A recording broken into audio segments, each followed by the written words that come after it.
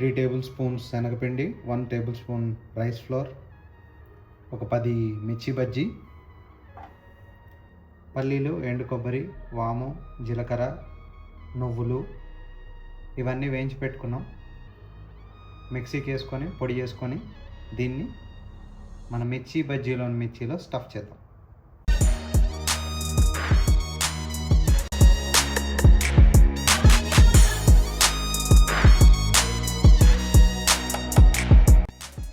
స్పూన్తో ఇలా వెనక సైడ్ నుంచి తీయచ్చు.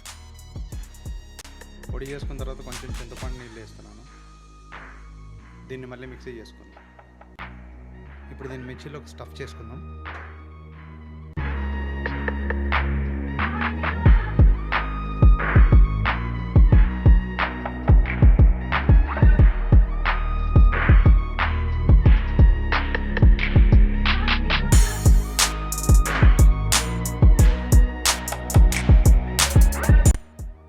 Stuffing ready. ఇప్పుడు బజ్జీ పిండి రెడీ చేసుకుందాం. ముందు చెప్పినట్లుగా 1 table spoon rice powder, 3 table స్పూన్లు శనగపిండి, లైట్గా పసుపు వేసాను, కొంచెం జీలకర్ర, సాల్ట్, లైట్గా కారం. మిర్చి బజ్జీలో కారం ఆప్షనల్, నన్ను అడిగితే వేసుకోవద్దనే చెప్తాను.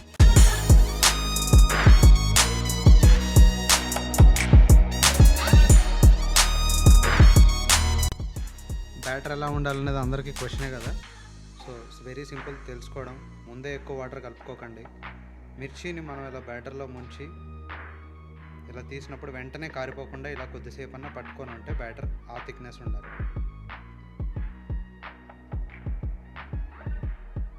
ఇలా వేసేంత వరకు జారిపోకుండా ఇలా వేసుకునేలాగా ఉండగలిగేంత థిక్నెస్ ఉంటే సరిపోతుంది. నూనె వేడెక్కిందో లేదో టెస్ట్ చేద్దాం. నూనె వేడెక్కింది. మీడియం ఫ్లేమ్లో పెడదాం.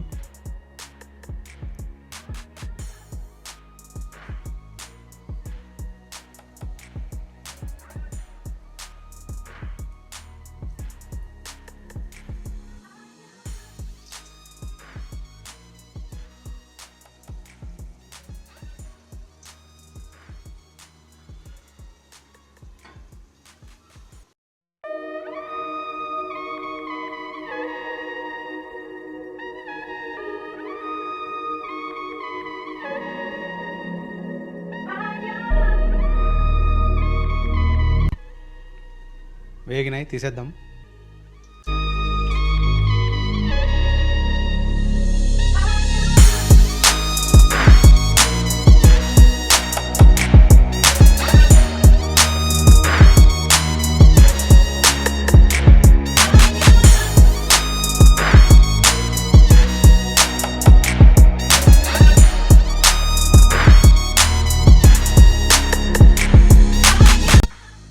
సడన్గా బజ్జీలు ఎందుకు తినిపించాలనిపించిందంటే బయట చాలా మంచిగా వర్షం పడుతుంది, క్లైమేట్ కూడా చాలా చల్లగా ఉంది. ఈ క్లైమేట్లో మిరపకాయ బజ్జీలు కట్ చేసుకొని దాంట్లో ఉల్లిపాయలు కొంచెం నిమ్మకాయ పిండుకొని తింటుంటే నా సామిరంగా బాగుంటుందని. డీప్ ఆయిల్ ఫ్రైడ్ ఫుడ్ ఇది.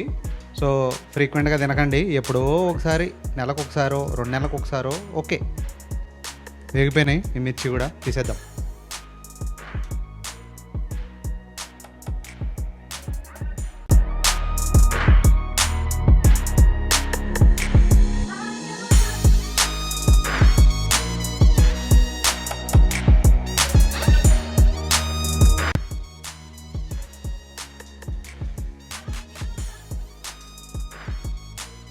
కొంచెం పిండి మిగిలిపోతే దాంట్లో ఒక ఉల్లిపాయ కలిపాను. పకోడీలాగా వేసుకుంటున్నాం అన్నమాట. ఒక్క దెబ్బకి 2 పిట్టలు. ఎగ్జాక్ట్ కొలతలు ఎప్పుడూ వేయలేం కదా. కొంచెం పిండి మిగిలిపోయిందనమాట మిర్చి బజ్జీ తర్వాత. పిండి ఎందుకు పడేస్తాం? పడేయం.